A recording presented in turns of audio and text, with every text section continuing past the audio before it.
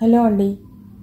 మన కథలు కథానికలు శ్రోతలైన అన్నపూర్ణ గారి కోరిక మేరకు కాలం ఒడిలో అనే నవలా శీర్షికతో మీ ముందుకు. చదువుతున్నది రాధిక. కాలం ఒడిలో నవలను రచించినది డాక్టర్ అడవి సూర్యకుమారి గారు. ఈ నవలకు సంబంధించిన ముందు మాట రచయిత్రి అడవి సూర్యకుమారి గారి గళంలో మీ ముందుకు. శ్రోతలకు నమస్కారం. 1994 సంవత్సరంలో దాదాపు 30 సంవత్సరాల కిందట జాగృతి వారపత్రికలో సీరియల్గా వచ్చిన నవల ఇది. ఆధునిక స్త్రీ ఎదుర్కొంటున్న సవాళ్లను సమీక్షిస్తూ వారి జీవితాలకు సామాజిక ఆర్థిక నైతిక స్థితిగతులకు అద్దం పట్టే నవల ఇది అని ఎడిటర్ శ్రీ రామ్మోహన్ రావు గారు తన ముందు మాటలో ప్రశంసించారు. ఆ సంవత్సరం యువభారతి వారు నవలలపై వ్రాయించిన వ్యాసాల్లో కాలం ఒడిలో నవల గురించి బహుదా ప్రశంసించారు. పాఠకుల మన్ననలు బాగా పొందిన నా నవలల్లో ఇదొకటి. కాలం ఒడిలో నవల గురించిన పరిచయ వాక్యాలు రచయితలు చెబితే బాగుంటుందని, శ్రోతలు ఆనందిస్తారని రాధిక నాతో అన్నారు. అందుకని ఈ నవల ముఖ్యోద్దేశాన్ని చెప్తున్నాను. కుటుంబ వ్యవస్థకు మూలమైన స్త్రీ ఎన్నో ఆటుపోట్లను, విషమ పరీక్షలను, తిరుగుబాట్లను తట్టుకొని మన సంప్రదాయాల్ని, సంస్కృతిని ఈనాటి వరకు కాపాడుతూనే ఉంది. ఇందుకు కారణం వ్యక్తిగా ఎలాంటి అవమానాలకు, అసహనానికి గురైనా ఒక సామాజిక శక్తిగా అందరి అనుబంధాలను, ఆత్మీయతల్ని పొందగలిగింది. అదే మూలశక్తిగా జీవ చైతన్యంగా ఆమె జీవిస్తుంది. ఈ చైతన్య దీప్తికి ఇప్పుడు మరో ఎదురుదెబ్బ తగిలింది. అదేమిటంటే ఆత్మీయత, అనుబంధం, ప్రేమ లాంటి జీవశక్తులన్నీ కేవలం ఆర్థిక పునాదులపై ఆధారపడి ఈ జాతికి ప్రాణభూతమైన సంస్కృతి సంప్రదాయాలను కాపాడే స్త్రీని పూర్తి నైరాశ్యంలో ముంచుతున్నాయి. ఇలాంటి స్థితిలో కూడా నిరాశ నిస్పృహలకి లోను కాకుండా స్త్రీ భార్యగా, తల్లిగా, సోదరిగా, బాధ్యత గల ఉద్యోగినిగా తన విధుల్ని ఎంత సమర్థవంతంగా నిర్వహించగలదో చెప్పడమే ఈ నవల ధ్యేయం. పెళ్లి 100 ఏళ్ల పంట అంటారు. కుటుంబ జీవనం సాఫీగా కొనసాగడమే కాక ఆదర్శవంతంగా వెలుగొందాలంటే చక్కటి సంస్కారాలు కుటుంబ ప్రవాహంలో తరతరాలుగా అందించబడుతూ ఉండాలి. అదే ఆ కుటుంబాల సంప్రదాయం అవుతుంది. వివాహం యొక్క పవిత్రత, సత్సంప్రదాయమే భారతీయ జీవనానికి జీవగర్ర. కనీసం 3-4 తరాల నుండి వేగంగా మారుతూ వస్తున్న ఆర్థిక, సాంఘిక మార్పుల ప్రభావం కుటుంబ వ్యవస్థ పైన పడుతోంది. పరంపరగా వస్తున్న ఈ సంస్కారాలను, విలువలను, సంప్రదాయాలను కాపాడుకుంటూ ఈ మధ్యకాలంలో వస్తున్న చెడులను తొలగించుకుంటూ జీవించడానికి కుటుంబ వ్యవస్థ, దీనికి జీవనాడి అయిన స్త్రీ పోరాటం జరపాల్సిన అగత్యం వచ్చింది. అయినా మొక్కవని ధైర్యంతో పరిస్థితులను ఎదుర్కొని తన ధర్మాన్ని, శీలాన్ని కాపాడుకుంటూ అవరోధాల్ని తొలగించుకుంటూ స్త్రీ అత్యున్నత పదాల వైపు పురోగమిస్తోంది. ఇవే ఈ నవలలో నేను చర్చించిన అంశాలు. ఇప్పుడు మార్ధవపూరితమైన రాధిక స్వరంలో ఈ నవల వినండి. అభ్యుదయ భావాలు కలిగిన మీ స్నేహితులందరికీ ఈ నవలను ఫార్వర్డ్ చేయండి. మీ అభిప్రాయాలు తెలియపరచండి. నమస్కారాలతో మీ అడవి సూర్యకుమారి. ధన్యవాదాలు సూర్యకుమారి గారు. నేను అడిగిన వెంటనే నవలకు సంబంధించిన ముందు మాట నాకు అందజేసినందుకు. అన్నపూర్ణ గారు, this is for you. Happy and enjoy listening అండి.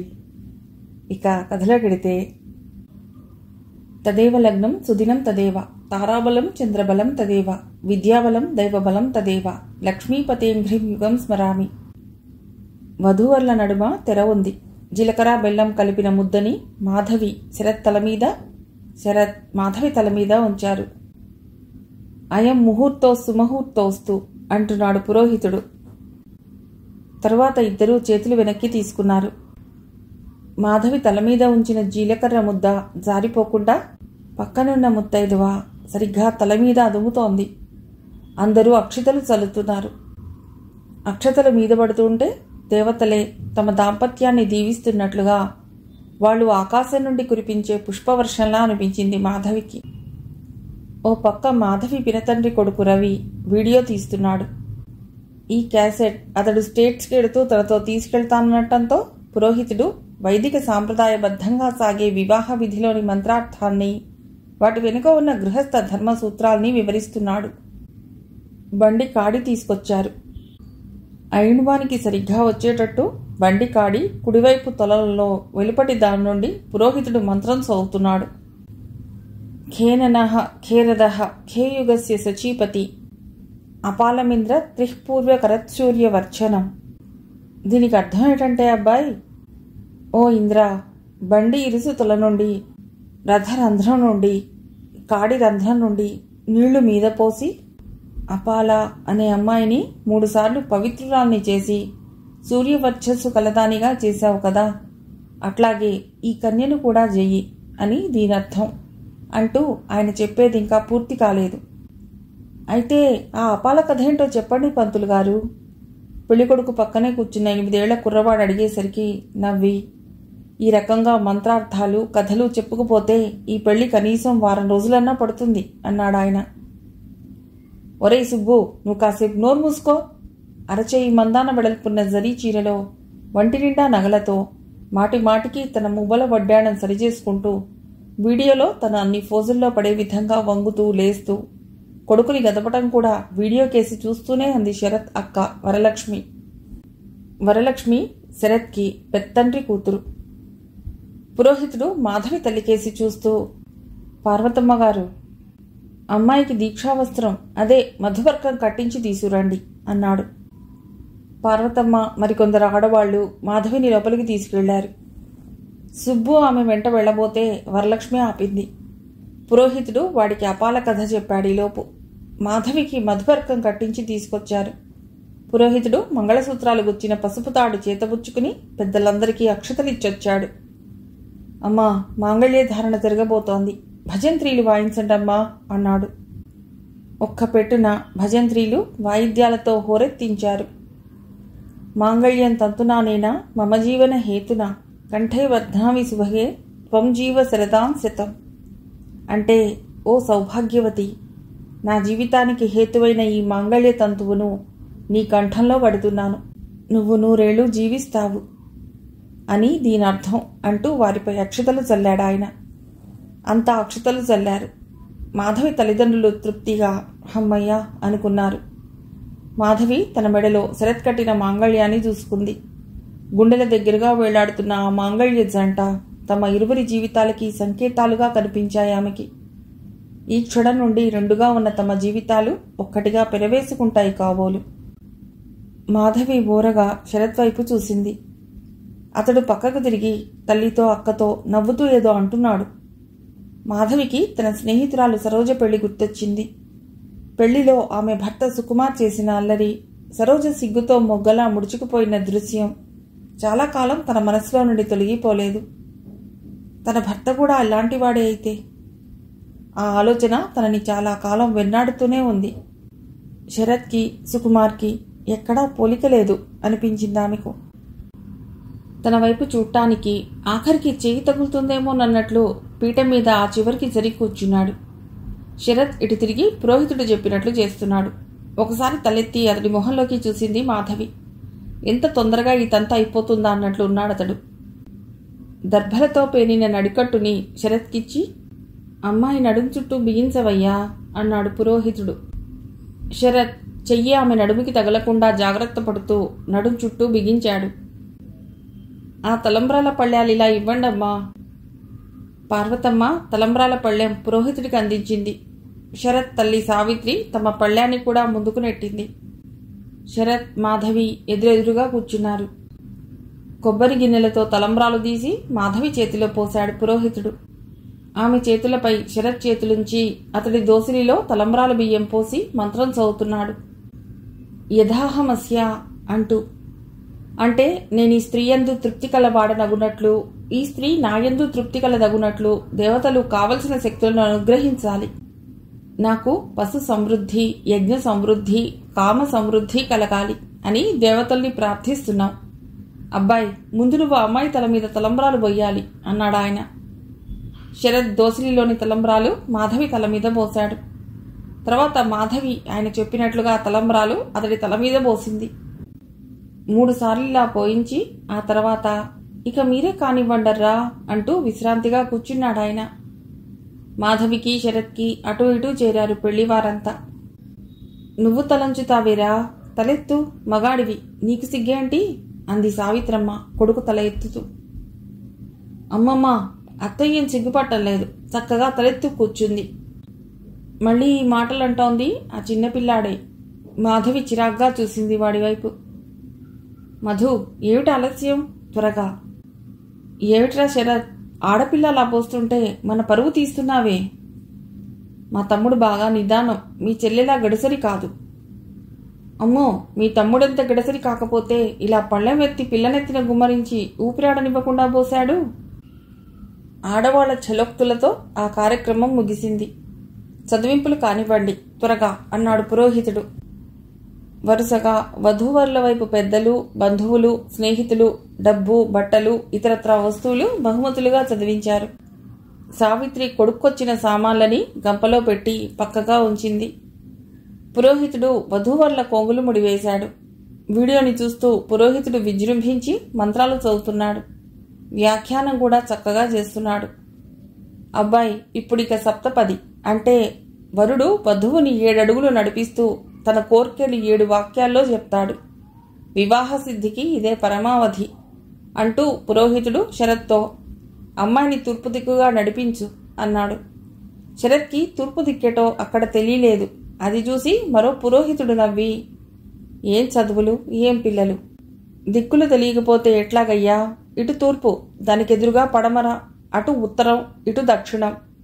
ఇప్పుడు నడిపించు తూర్పు వైపుకి అని అంటుండగా, ఏటో వీడు మరీను దిక్కులే తెలియనివాడు రేపు పెళ్ళాంతో సంసారం ఎట్లా చేస్తాడో ఆరిందా తన నింపుకున్న అదే పసిగొంతు. నోర్ముయిరా బడవా అన్నీ పెద్ద మాటలు. సావిత్రమ్మ మనవణ్ణి దగ్గరికి తీసుకుని మురిపెంగా తిడుతోంది. వరలక్ష్మి కొడుకు తెలివికి ఆనందిస్తోంది. మాధవికి వయసుకు మించిన వాడి మాటలు ఎబ్బెట్టుగా జిగుప్సగా అనిపిస్తున్నాయి. పురోహితుడు మంత్రాలు మొదలెట్టాడు. సభా సప్తపద భవన భాయౌ పుత్రాయ వేత్తవ ఏహి సూనృతే అంటే 7 అడుగులు కలిసి నడిచిన మనం స్నేహితులమైనాము. ఈ స్నేహాన్ని పొందిన నేను నిన్ను విడిచిపెట్టను.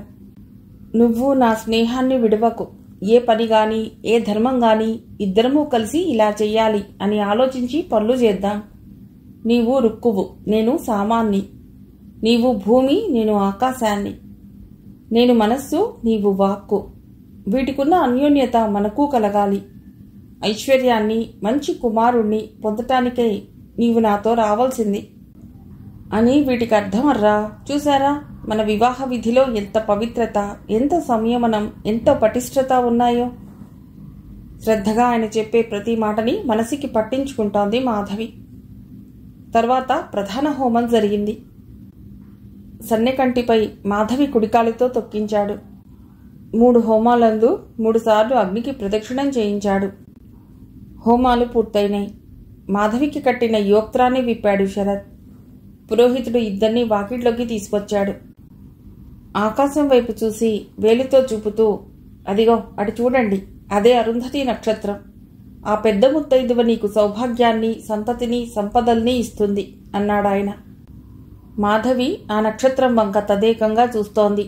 ఆ నక్షత్రంలో ఆమెకి పచ్చగా పసుపు రాసిన మొహంతో, కాటుకదిద్దిన కళ్లతో, నుదుట రూపాయి బిళ్లంత బొట్టుతో, తెల్లగా నెరిసిన తలతో, జారుముడిలో ముద్ద మందార పువ్వు, చిలకాకు పచ్చ ఎర్రని జరీ అంచు చీర కట్టుకుని, అంచున్న పట్టు జాకెట్టు, చేతులకి నిండుగా గాజులు వేసుకుని, పసుపు రాసిన పాదాలకి మెట్టెలు, పిల్లేళ్లు, పట్టాలు, కడియాలు పెట్టుకుని, వంగిన నడుపుతో మెడలోని నల్లపూసలు, కాసుల పేరు వేలాడుతుండగా, నడివయసు దాటిన పెద్ద ముత్తైదువు నోరారా నవ్వుతూ తనని దీవిస్తున్నట్లుగా అనుభూతి. మాధవి అప్రయత్నంగా చేతులు జోడించి ఆ మూర్తికి నమస్కరించింది. మా అత్తయ్య నిలబడి నిద్రపోతోంది అన్నాడు సుబ్బు. అంతా నవ్వారు. 5:30 అయినా ఇంకా కాఫీలు పంపలేదే, పెళ్లికొడుకు తరపు పెద్ద మనిషి ఫిర్యాదు చేస్తున్నట్లు అన్నాడు. మాధవి తండ్రి శంకర్రావు పార్వతమ్మ కేసి చూశారొకసారి. ఆ తర్వాత పెళ్లికొడుకు తండ్రి చలపతి దగ్గరికొచ్చి, బావగారు ఇదిగో 5 నిమిషాల్లో కాఫీ టిఫిన్లు పంపించేస్తాను అన్నాడు.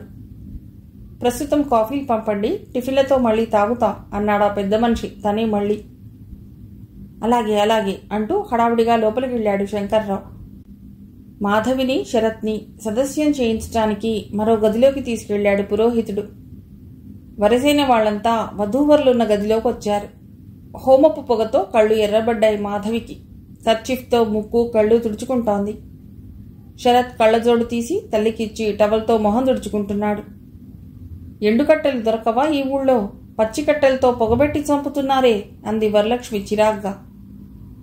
మాధవికి వరసైన పిన్ని లలిత సమాధానం చెప్పబోతుండగా పురోహితుడే అందుకుని నవ్వి, అమ్మా, ఈ క్షణం నుండి సంసార జీవితం మొదలు. కష్టసుఖాల్లో సగభాగం వహించాలి మరి అన్నాడు. బిందెలో నీళ్లు పోసి దానిలో బంగారు ఉంగరం వేసి ఇద్దరి మధ్య ఉంచారు. శరత్, తీయరా, తీసిన వాళ్ళకే ఉంగరం అంది వరలక్ష్మి. పార్వతమ్మ మొహం వాడిపోయింది. ఆ ఉంగరం లలితది. ఈ కాసేపటి కోసం లలిత ఉంగరం బిందెలో వేయించింది. అయితే లలితకి డబ్బిచ్చేయాలి. అయినా పెళ్లి మాటలప్పుడు ఇక్కడ ఉంగరం పెట్టాలని వాళ్ళు అనలేదే. మనసులో అనుకున్న మాటని పైకి అనలేకపోయిందామె. ఇప్పటి వరకు ఏ గొడవ లేకుండా అంతా సజావుగా జరిగింది. ఈ ఉంగరం గురించి గొడవ దేనికి? అంత ఖర్చు కాగాలేంది 2000కా ఇప్పుడు మాటలనుకునేది అని తనను తాను సర్ది చెప్పుకుందామె. శరత్ తన వస్తువు విషయంలో చాలా గట్టి అనిపించుకున్నాడు. 3 సార్లు ఉంగరం అతడే తీశాడు. మాధవి చిరుకోపంతో చూసింది అతడి వైపు. అది గమనించి, ఉంగరం ఆమెకివ్వాలా వద్దా అన్న ఆలోచనలో ఉండగానే, పెట్టుకోరా వేలికి అంది సావిత్రమ్మ. శరత్ వేలికి పెట్టుకున్నాడు ఉంగరం. అతడా ఉంగరం తన వేలికే తొడుగుతాడని ఆశించిన మాధవి మోము చిన్నబోయిందో క్షణం. పురోహితుడు ఇరువైపు పెద్దల్ని చూస్తూ, అమ్మా, ఇక మీ వైపు వారి వైపు పెద్దల ఆశీస్సులు ఇవ్వాలి వధూవరులకి. అప్పగింతలెప్పుడు మరి? సాయంకాలం అంది సావిత్రమ్మ. సరే అమ్మాయి, బాబు లేవండి, మీ పెద్దల ఆశీర్వాదాలు తీసుకోండి అంటూ అక్షతల పళ్ళెం పట్టుకుని లేచాడు పురోహితుడు. ఆయన రవి వైపు చూస్తూ, ఇంకా టేపు ఉందా, అయిపోయిందా అడిగాడు. రవి టేపు వైపు చూసి, మరో అరగంట వస్తుంది అన్నాడు. అయితే ఇప్పటి కాపీ, అప్పగింతలప్పుడు తీద్దువు గాని అన్నాడు ఆయన. వీడియో ఆఫ్ చేశాడు రవి. పెద్దల ఆశీర్వాదాలు అవుతున్నాయి. మాధవి పిన్ని బాబాయిలకి నమస్కరించింది. లలిత ఆమె నెత్తిన అక్షతలు వేసి, వచ్చే ఏటికి మహాలక్ష్మి లాంటి పాపాయి. ఆమె మాటలు ఇంకా పూర్తి కాలేదు. సావిత్రమ్మ గొంతు కరుగ్గా పలికింది. ఏం దీవెల్లవి? కనక ఆడపిల్లనే కనాలా? తొలిచూలు ఆడపిల్ల అశుభం, శుభమా అని పిల్లని దీవించమంటే తగుదునమ్మా అని ఆడముండని కనమని దీవిస్తావా? చాలు ఊరుకో. ఆ మాటలకి చకితురాలైంది మాధవి. లలిత మొహం వివర్ణమైంది ఆ మాటలకి. పెళ్లి కూతురి తరపు వచ్చిన ఆడవాళ్లంతా కోపంగా చూశారు సావిత్రమ్మ వైపు. ఓ 17 ఏళ్ల పిల్ల ఆవేశంగా, తను ఆడది కాదేమిటి, ఆడముండట, చిచ్చి బుద్ధిలేని మనిషి అంటుంటే లలిత ఆ పిల్ల చెయ్యి గిల్లింది. ఆ అమ్మాయి కోపంగా ఇటు తిరిగి చూసేసరికి ఊరుకో అన్నట్లు సైగ చేసిందామె. అయినా ఆ పిల్ల కోపం తగ్గలేదు, ఇంకా గొడుగుతూనే ఉంది. అక్కడి వాతావరణం తేలిక చేయటానికి, పదండమ్మా అంతా టిఫిన్ తీసుకుందరు గాని అంది పార్వతమ్మ. అంతా దొడ్లో ఉన్న షామియానాలోకి వెళ్లి కుర్చీలో కూర్చున్నారు. సావిత్రమ్మ అన్న మాట గురించి విశ్లేషిస్తూ ఆవిడ మనస్తత్వాన్ని అంచనా వేస్తున్నారు. మన మాధవి నోట్లో నాలిక లేనిది.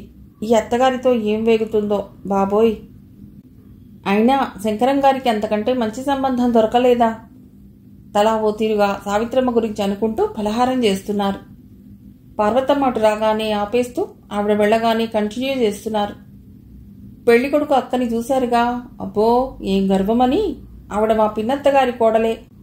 పలుకరిస్తే ముభావంగా అని ఊరుకుంది. ఆ పిల్ల వెధవ, వాడు పిల్లాడిటండి బాబు. ఆ మాటలు వాడు. ఆ వయస్సు పిల్లలు ఆ విధంగా మాట్లాడటం నేనెక్కడా చూడలేదమ్మా. సంసారం ఎట్లా చేస్తావని అడిగాడు మేనమామని పట్టుకుని. అయ్యో, వాడెంత మిడిమేల పిల్లాడో మీకేం తెలుసు? వాళ్ళింటి పక్క వాటాలోకెవరో అద్దెకొచ్చారట. ఆవిడకిద్దరు మగపిల్లలు, మళ్ళీ నెలలు. ఆవిడ్ని పట్టుకుని నువ్వు ఇంకా ఆపరేషన్ చేయించుకోలేదేమో అని అడిగాట. అంతా నవ్వారు ఆ మాటకి. కొందరు ముక్కు మీద వేలేసుకున్నారు. వయస్సుకు మించిన ఆ మాటలు ఎబ్బెట్టుగా ఉంటాయి. పెద్దవాళ్లు నయానా భయానా అలా మాట్లాడకుండా చెప్పాలి. అంతేగాని కొడుకేదో ఘనకార్యం చేసినట్లు నవ్వి ఊరుకుంటే అది అలుసుగా తీసుకుని వాడు మరిన్ని తెలివితక్కువ మాటలు మాట్లాడి పరుగు తీసేస్తాడు. ఆ వరలక్ష్మికి అంత తెలివి కూడానా? చదువుకున్న మూర్ఖురాలు. మాటల్లో కాఫీ ఫలహారాలు అయ్యాయి. విడిదిలో కూర్చున్న పెళ్లివారికి కాఫీ ఫలహారాలు పట్టుకెళ్ళటానికి ఆడపిల్లలెవ్వరూ సుముఖత చూపలేదు. మగపిల్లలే ఆ పూట అవన్నీ నిర్వహించారు. రాత్రంతా నిద్రలేక ఎక్కడ వాళ్ళక్కడ చాపలు పరుచుకుని పడుకున్నారు. మధ్యాహ్నం భోజనానికి పిలిచేదాకా. ఆ పూట శరత్ స్నేహితులు మరికొందరు వచ్చారు. అంతా కలిసి మధ్యాహ్నం భోజనానికి 500కి పైగా అయ్యారు. 3 పూటలా ఇంతమంది భోజనాలు, కాఫీ, పలహారాలంటే మాటలా? ఇంత ఖర్చు? బొత్తిగా మా శంకరానికి లోకజ్ఞానం లేదు. మెత్తమెత్తగా మందలింపుగా అన్నారు రామనాథం మాస్టారు. ఆయన మాధవి ప్రైవేట్ మాస్టారు, దూరపు బంధువు. ఆ ఇంటితో చాలా సంవత్సరాలుగా బాంధవ్యం కన్నా స్నేహం ఎక్కువ. ఏం చేస్తారు మాస్టారు, తప్పదు. ముహూర్తం తెల్లవారుజామునాయే, వాళ్ళు రాత్రే వచ్చారాయే. 3 పూటలు తప్పలేదు మరి. ఒక లకారం దాటిందా? 1,25,000 కట్నంతో కలిపి. ఒక్క ఆడపిల్ల కాబట్టి తల తాకట్టు పెట్టి ఇంత భారీగా చేస్తున్నావే. 3 ఆడపిల్లలున్న నాలాంటి వాడేం చేస్తాడు? బాబోయ్, పిల్లల పెళ్లి గురించి తలుచుకుంటే నాకు భయం వేస్తోంది. ఆ టైం కలిసొస్తే అన్నీ అవే అమరుతాయి మాస్టారు. పెళ్లికొడుకు స్నేహితుల్లో ఓ కుర్రవాణ్ణి చూశాను. మీ పెద్దమ్మాయి కమలకి ఈడు జోడు. ఈ హడావుడయ్యాక అల్లుడిని కదిపి విషయం కనుక్కుంటా. చాలా సంతోషం, కానీ కట్నం మట్టుకి ఇవ్వనంటే ఇవ్వలేను. డబ్బు లేదు కాబట్టి. పెళ్లి ఖర్చు పెట్టుకుంటాను. నా తాహత్ అది. ఈ విషయం అతడికి గట్టిగా చెప్పండి. శంకర్రావు ఓ సెకండ్ రామనాథాన్ని పిచ్చాడిని చూసినట్లు చూసి, తర్వాత మాట్లాడుకుందాం. మధ్యాహ్నం భోజనాలు జరుగుతున్నాయి. ఎక్కడా ఎవరికి ఎలాంటి లోటు జరగకుండా అందరినీ మర్యాద చేస్తూ, కావలసినది కనుక్కుంటూ, అవసరమైనవి తెప్పిస్తూ దాదాపుగా విడిదింటి దగ్గరే ఉన్నాడు శంకర్రావు. సాయంకాలం దాటుతోంది. అప్పగింతలు అప్పగింతలు అరిచాడు పురోహితుడు. వీడియో పనిచేయటం మొదలైంది. పాలల్లో కూతురి చేతులు అద్ది అత్తమామలకే కాక అత్తింటి వారందరికీ కన్నీళ్లతో అప్పగించారు శంకరం దంపతులు కూతుర్ని. ఎంత కఠినుడికైనా ఈ సన్నివేశం కన్నీరు తెప్పిస్తుంది. అందరికీ నమస్కరించి సెలవు తీసుకుంటోంది మాధవి. శంకర్రావుని చూస్తుంటే రామనాథం గారికి శాకుంతలంలో కణ్వుడు గుర్తొచ్చాడు. కణ్వుడు పెంచిన తండ్రి, శంకర్రావు కన్న తండ్రి, అంతే తేడా. చిన్న పిల్లల్లా ఏడుస్తున్నారు శంకర్రావు దంపతులు. ఈ రోజుల్లో ఏడవలసింది మగపిల్లల తల్లిదండ్రులు. కోడలు దయాభిక్ష మీద రేపటి నుండి వీళ్ళు ఆధారపడాలి అంది వరలక్ష్మి తన పక్కనున్న ఆవిడతో. ఆ మాటలు అక్కడున్న అందరి మనస్సుల్ని ఓసారి చివుక్కుమనిపించాయి. లలిత కోపంగా జవాబు చెప్పేందుకు నోరు తెరిచింది. పార్వతమ్మ ఆగమని కళ్లతో అర్థించింది. లలిత కళ్ళు తుడుచుకుంటూ అక్కడి నుంచి వెళ్ళిపోయింది. మాధవి భర్తతో 3 నిద్రలకు వెళ్లేందుకు ఏర్పాటు చేస్తోంది లలిత. పార్వతమ్మ సావిత్రి దగ్గరికొచ్చి, అయితే అక్కడి నుంచి మీరొచ్చేనాడే శోభనం ఏర్పాటు చేస్తాం. ఆ రాత్రి బాగుందన్నారు పురోహితుడు అంది. సావిత్రమ్మ మొహం చిట్లించింది. మా ఇంట్లో జరిపించటం ఇంటి ఆచారం. మీరేం శ్రమపడనక్కర్లేదు అంది. అలాగా, సరే, మీ ఇష్టప్రకారమే కానివ్వండి అంది సావిత్రి. మనసులో మటుకు, అమ్మయ్యా పోనీలే, ఓ 2,000 రూపాయల ఖర్చు తగ్గింది అనుకుంది. మాధవి వెంట 3 నిద్రలకు వెళ్లటానికి ఎవ్వరూ సుముఖత చూపలేదు. చివరికి లలితే తన పిల్లల్ని తీసుకుని బయలుదేరింది. బస్సు కదిలేదాకా అంతా కన్నీళ్లతో నిలబడి చెయ్యూపారు. కన్నవారిని కన్నీటితో వదిలి భర్తతో హైదరాబాద్కి బయలుదేరింది మాధవి. బస్లో అతడు తన పక్కన కూర్చుంటాడనుకుంది. కానీ అతడు వెళ్లి తల్లి పక్కన కూర్చున్నాడు. అతడు తనతో మాట్లాడితే బావుండు అనుకుంది. కానీ అత్తగారు అతడిని అంటిపెట్టుకునే ఉంది. లలితకిది చికాకనిపించింది. వాళ్ళిద్దరినీ ఓ చోట కూర్చొనిస్తే ఏమైంది? చివరికి తనే వచ్చి మాధవి పక్కన కూర్చుంది లలిత. మాధవి మౌనంగా ఉదాసీనంగా ఉండటం గమనించి గొంతు తగ్గించి మెల్లిగా, మీ అత్తగారు ఒక్కగానొక్క కొడుకని బాగా గారాబంలా ఉంది మీ ఆయనంటే. ఆవిడ కొంగు వదిలి నీ కొంగు పట్టుకోవాలంటే చాలా టైం పట్టేట్టుంది. ఈ వరుస చూస్తుంటే రేపు శోభనం గదిలోకి కొడుకుతో పాటు తను లోపలికి వచ్చేట్లుంది నవ్వుతూ అంది. మాధవి బుగ్గలు ఎరిపెక్కాయి. ఛీ పోపిన్ని అంది సిగ్గుగా. బస్సు స్పీడ్గా పోతోంది విజయవాడ హైవే మీదుగా. మాధవి సీటు వెనక్కి జారగిలబడి కళ్ళు మూసుకుంది. రేపు గురించిన తీయటి ఊహలు తుమ్మెదల్లా ఝుంకారం చేస్తున్నాయి ఆమె హృదయంలో. హైదరాబాద్ వచ్చేసరికి తెల్లవారింది. ఏ టాక్సీలో మాట్లాడతారనుకుంది లలిత. తీరా బస్టాండ్లో నిలబడవలసి వచ్చేసరికి చికాకు అనిపించింది. కొత్త కోడల్ని బస్సులో తీసుకెళ్లకపోతేనే అనిపించింది. దాదాపు అరగంట సేపు కాళ్లు పీక్కుపోయేలా నిలబడ్డ తర్వాత గానీ బస్ రాలేదు. ఇంటికి వెళ్లేసరికి 8 దాటుతోంది. కాంపౌండ్ వాల్ ఇల్లు చక్కగా పొందిగ్గా ఉంది. చుట్టూతా ఇళ్లున్నాయి. ఇంకా కొన్ని కడుతున్నారు. వీళ్ళింటికి ఎదురుగ్గా గుడిసెలు వేసుకుని పనివాళ్లున్నారు. ఇంటి ముందున్న గేటు కానుకుని జాజీ తీగ పాకి డాబా మీదికెడుతోంది. లోపలికి రండమ్మా అన్నాడు చలపతిరావు లలితను చూస్తూ. ఆయన చాలా తక్కువగా మాట్లాడతారనిపించింది లలితకి. శరత్ తండ్రి పోలికలా ఉంది. లోపలికొచ్చారు. వరలక్ష్మి ఓ గదిలోకి తీసుకెళ్ళి, ఇది మా శరత్ గది, అంటే ఇక నుండి ఇది నీది అంది మాధవితో. మాధవి ఆ గదిని పరీక్షిస్తోంది. మంచానికి ఎదురుగ్గా గోడ మీద జిల్లేళ్లమూడి అమ్మ ఫోటో, ఇంకోవైపు గజేంద్ర మోక్షం, మరోవైపు నరసింహావిర్భావం. మాధవి పెదవుల మీదికి చిన్న పరిహాసరేఖ తొంగి చూసింది. షెల్ఫ్లో బొమ్మలున్నాయి. బిడ్డకి పాలిస్తున్న మాతృమూర్తి, గణపతి, సీతారాములు, అరటిపళ్ళు, దానిమ్మ, సీతాఫలం, లక్ష్మీదేవి, శేషశయనుడు, పెళ్లి పందిరి, ఇంజెక్షన్ బాటిల్స్తో కట్టిన అద్దాల మేడ, కింద అరలో అన్ని పుస్తకాలు. లలిత తమ సామాన్లు గదిలో పెట్టిస్తోంది. రండి, మొహాలు కడుక్కుందరు గాని అంది వరలక్ష్మి లోపలి వైపుకి దారితీస్తూ. స్నానాదులు పూర్తయ్యాక టిఫిన్ వద్దని కాఫీ మట్టుకు తాగి పడుకుంది మాధవి. లలిత వరలక్ష్మితో మాట్లాడుతూ కూతురుకు జడవేసింది. శరత్ 10 గంటలకు బయటికి వెళ్ళాడు. అతడు మధ్యాహ్నం భోజనానికి రాలేదు. సాయంకాలం కావస్తున్నా ఆ రాత్రికి జరగవలసిన ఏర్పాట్ల గురించి ఎవ్వరూ మాట్లాడకపోవటం ఆశ్చర్యంగా అనిపించింది లలితకి. మాధవికి పూల జడ వెయ్యాలి. వాళ్ళు పూలు తెప్పించలేదు ఇంకా. ఆ మాటే వరలక్ష్మితో అంటే, ఈ రోజుల్లో ఇంకా ఆ చాదస్తాలేమిటండి అంది. లలిత విస్తుపోయింది. ఇది చాదస్తంగా కనిపిస్తున్నదా ఈవిడ కళ్ళకి? వీళ్ళకి ఆడమనస్సు లేదా? ఆ అత్తగారెందుకో ఉదయం నుండి మొహం ముడుచుకుంది. ఏం మనుషులు! ఏం చేయాలో తోచక అటు ఇటు తిరుగుతోంది లలిత. మాధవి పుస్తకాల షెల్ఫ్ దగ్గరికి వెళ్ళి చూస్తోంది. ఆధ్యాత్మ రామాయణ కీర్తనలు, స్త్రీల నోములు, వ్రతాలు, భగవద్గీత, భాగవతం, రామాయణం, శ్రీ వెంకటేశ్వర లీలలు, కింద అరనిండా హిస్టరీకి సంబంధించిన పుస్తకాలు. అప్పటికి గుర్తుకొచ్చింది మాధవికి శరత్ హిస్టరీ లెక్చరర్ అని. ద ఇండియన్ హిస్టరీ అన్న పుస్తకం తీసి చదువుకుంటూ కూర్చుంది మాధవి. రాత్రయింది. సావిత్రమ్మ తలనొప్పని పడుకుంది. వరలక్ష్మి ఓ ప్యాకెట్ తెచ్చి లలితకిచ్చి, మాధవి నీచీరే కట్టుకోవని చెప్పండి అంది. అమ్మ కొట్లో బాలేదు, వంట చేయాలి, పనుంది అంటూ లోపలికి వెళ్ళింది. లలితకి ఆ వాతావరణం చాలా నిరుత్సాహంగా ఉంది. ఓ పురోహితుడు, దీనికి సంబంధించిన శాస్త్రీయ కార్యక్రమం ఏమీ లేదు. మాధవి చేత 5 దంపతులకు తాంబూలం ఇప్పించడానికి కూడా వీలేని స్థితి. అసలు చుట్టాలేరి?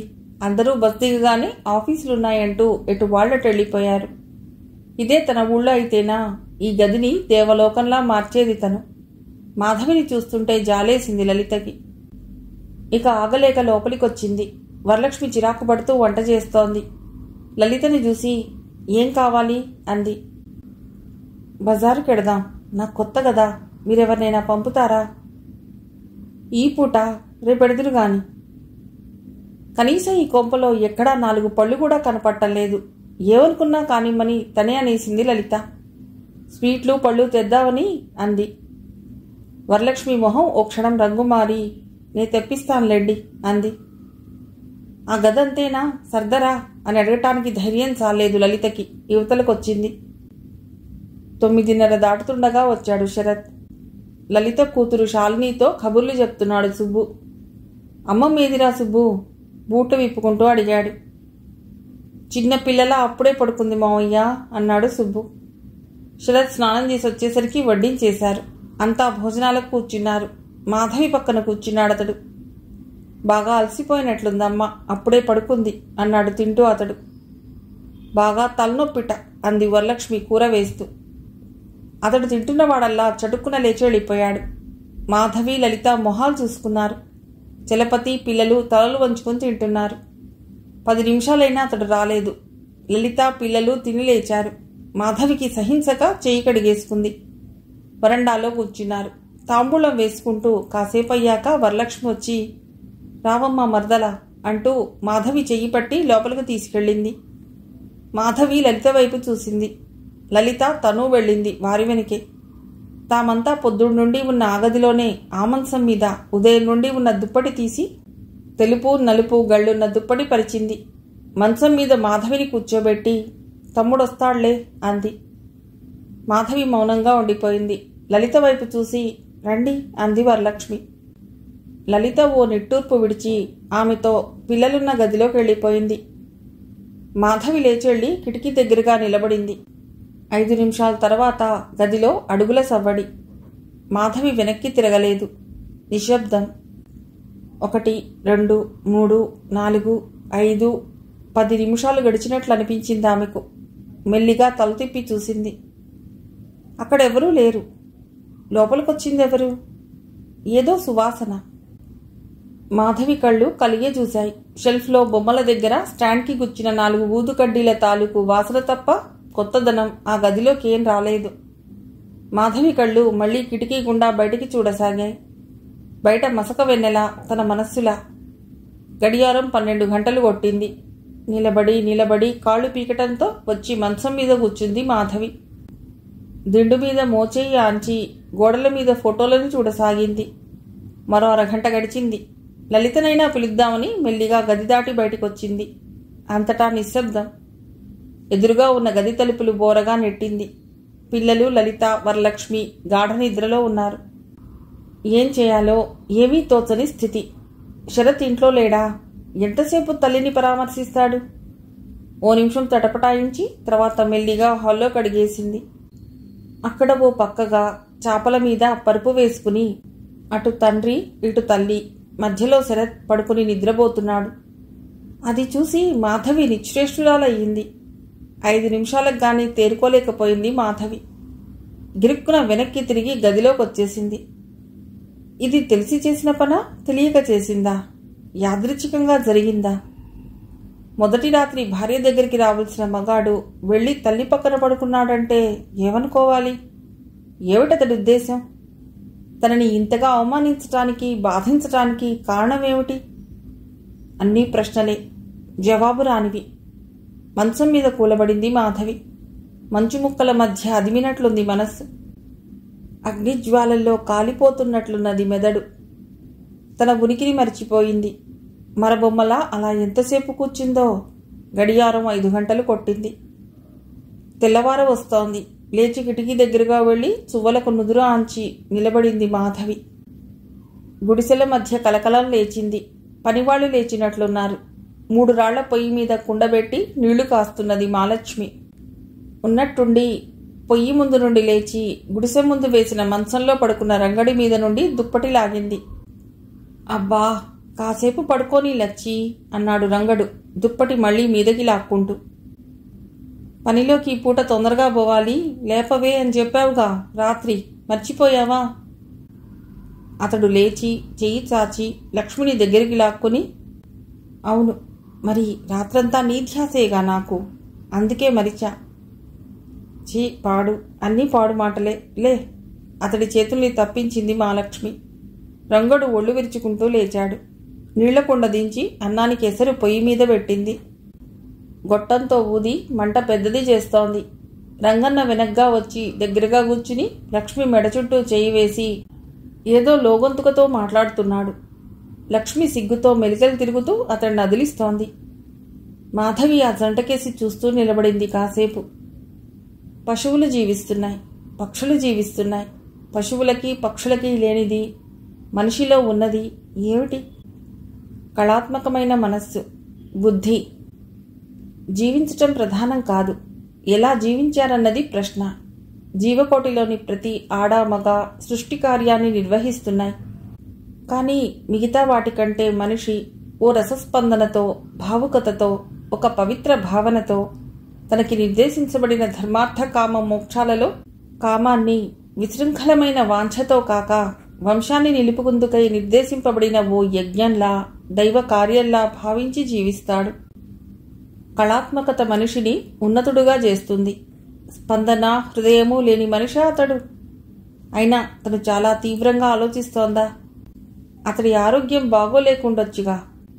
తల్లికి అనారోగ్యం అని తెలిసి అతడి మనస్సు చెదిరిపోయిందేమో, అతడి మూడ్ పాడైందేమో కావచ్చు. కానీ తనతో ఒక్క మాట మాట్లాడితే ఏమవుతుంది? తనతో మాట్లాడటానికి సిగ్గుపడ్డాడా? పోనీ నలుగురిలో అభిమానపడ్డాడనే అనుకుందాం. గదిలోకొచ్చి మాట్లాడొచ్చుగా. అయినా తనతో జీవితాంతం కలిసి ఉండి కష్టసుఖాలు పంచుకోవడానికి వచ్చిన మనిషితో మాట్లాడటానికి అభిమానపడ్డం దేనికి? జీవితం అంటే పాలరాతితో కట్టిన కట్టడం అనుకుందే గాని బురదతో కట్టింది కాబోదు గదా. లేక నాలో వివేకం, ఓర్పు నశించి ఇలా భావిస్తున్నానా? నిన్నటికంటే వివేకం ఈరోజు పెరగాలి, లేకపోతే ఒకరోజు వ్యర్థమైనట్లే. అష్టైశ్వర్యాలు ఉండొచ్చు, అయినా స్త్రీకి తగిన భర్త, పురుషుడికి తగిన భార్య లభించకపోతే జీవితం వృధా కదూ. దాంపత్యం అన్యోన్యంగా సాగటం కంటే జీవితంలో మరో అదృష్టం లేనే లేదు. ఏమిటి విపరీతమైన ఆలోచనలు? అసలు ఇప్పుడేమైందని? కాస్తంత విషయాన్ని భూతద్దంలోంచి చూస్తోందా తను? ఏమో, ఇంకా జీవితంలో ప్రతి రాత్రి ఇలాగే గడుస్తుందా? చిచి, పాడు ఆలోచనలు. మిగిలిన కథ తర్వాతి భాగంలో.